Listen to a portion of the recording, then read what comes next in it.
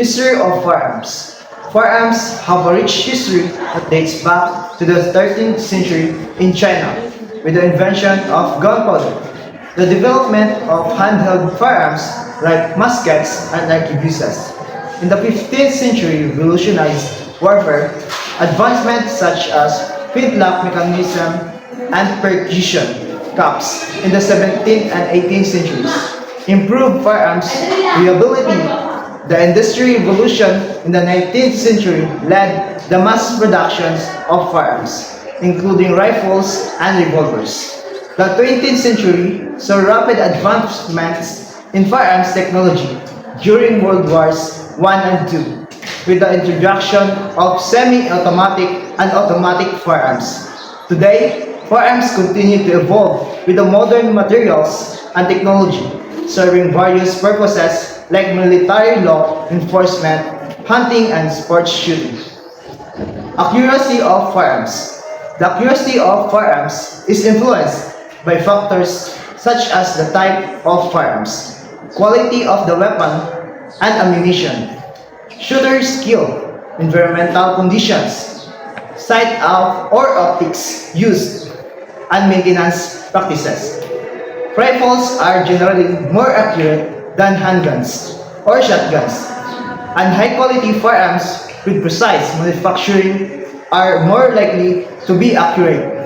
Shooter skill, proper ammunition, distance, and condition also play a crucial role in determining firearms accuracy.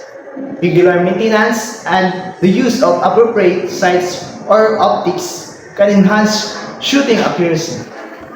Advantages and disadvantages of firearms.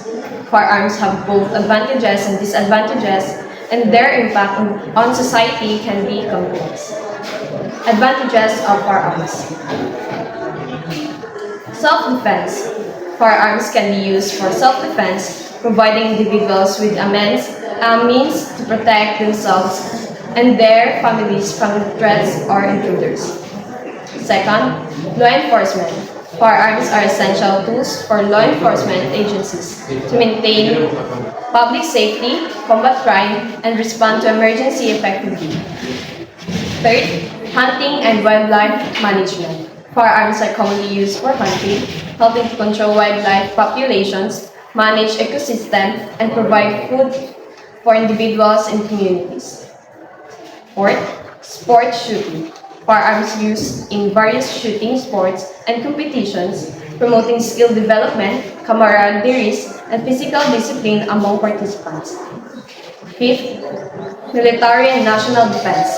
Firearms play a critical role in military operation and national defense, providing armed forces with the necessary tools to protect a country's interests and sovereignty. Disadvantages of firearms. Number 1. Gun violence. Firearms are often associated with gun violence, including homicide, suicides, mass shooting, and accidental shooting, leading to loss of life and devastating impact on communities. Number 2.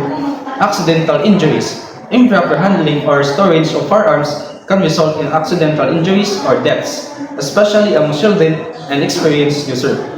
Number 3. Illegal trafficking and physical discipline among participants. Number 4. Military and national defense. Firearms play a critical role in a military operation and national defense, providing armed forces with the necessary tools to protect a country's interests and sovereignty. What is firearms? Firearms, it refers to the instrument that is used for propulsion of projectiles by means of expensive force of gases coming from burning gunpowder.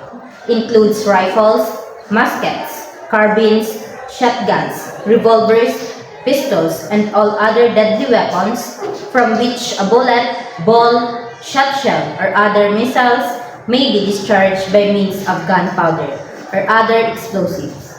The term also includes air rifles, except such as being of a small caliber and limited range used as toys. The barrel of any firearm shall be considered a complete firearm for all purpose hereof. Section 877, Revised Administrative Code. It refers to any handheld or portable weapon, whether a small or light weapon that expels or is designed to expel a bullet, shot, slug, missiles, or any projectile, which is discharged by means of expansive force of gases from burning gunpowder or other form of combustion or any similar instrument or implement.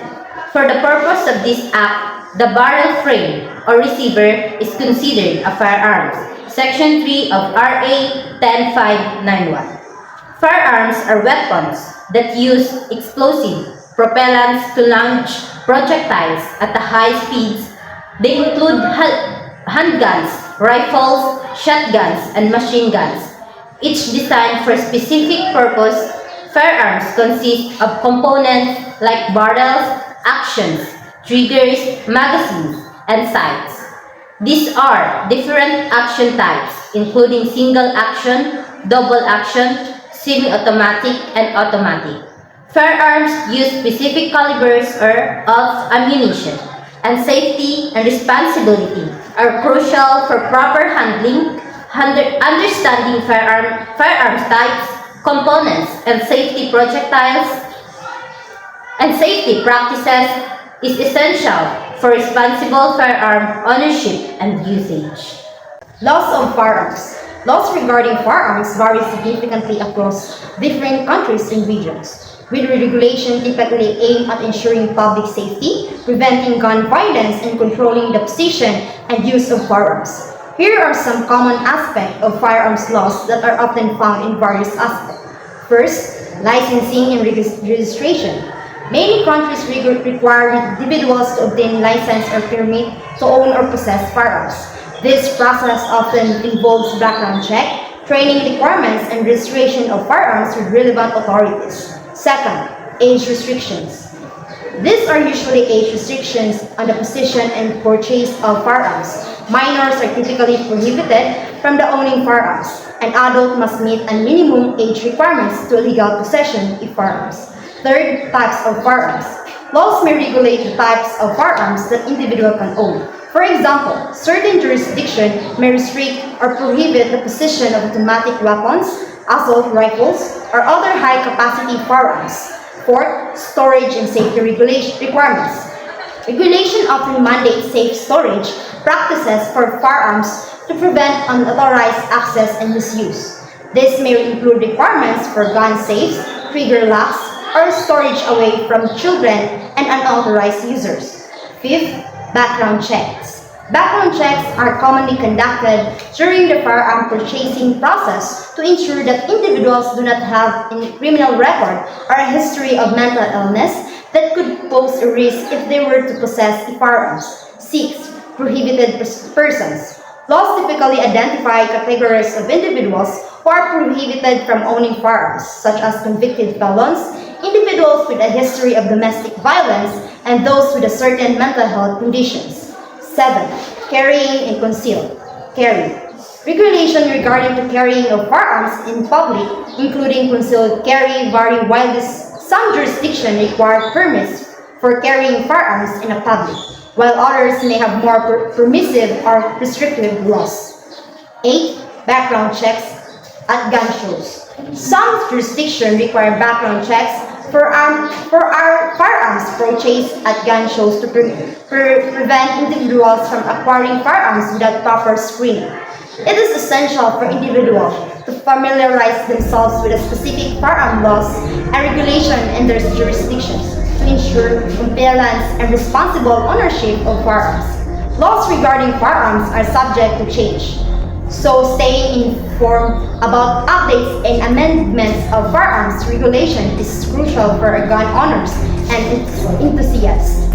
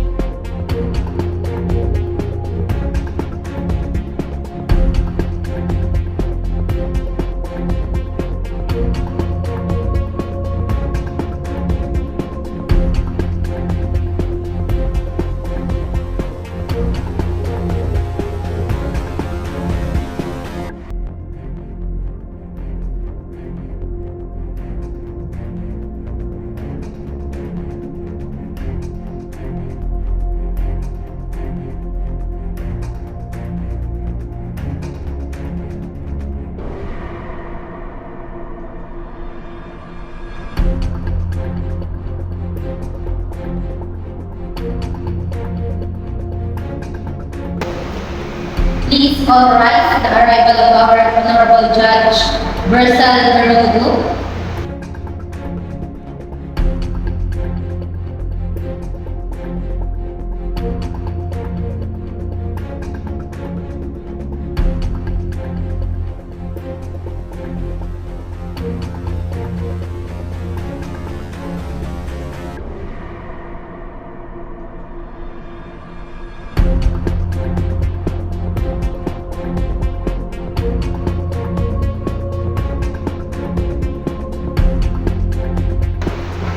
Susan, can you recall who among the five went out?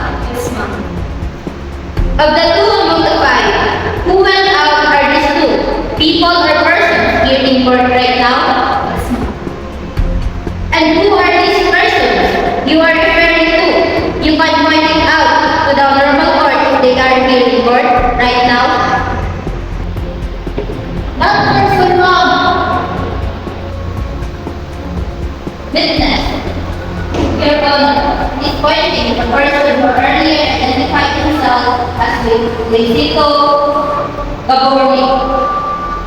Mr. De Luna, how about the appearance of the guy whom you said holding a knife? Can you recall?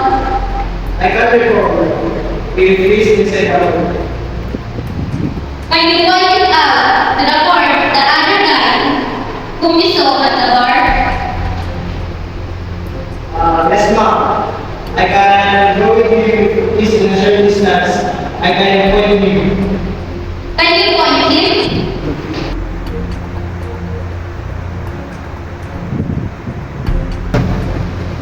You said that there was also another guy by the name. Excuse me. This man wanted to see the board was the one at the meeting bar. Yes, Your Honor.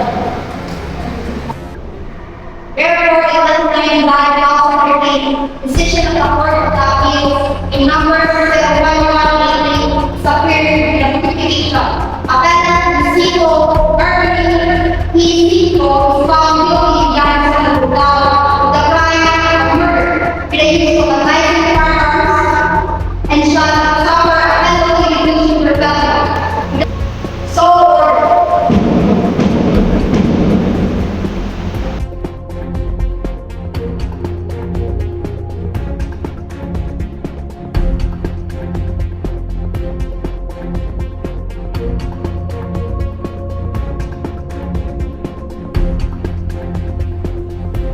Ruling of the Court of Appeals.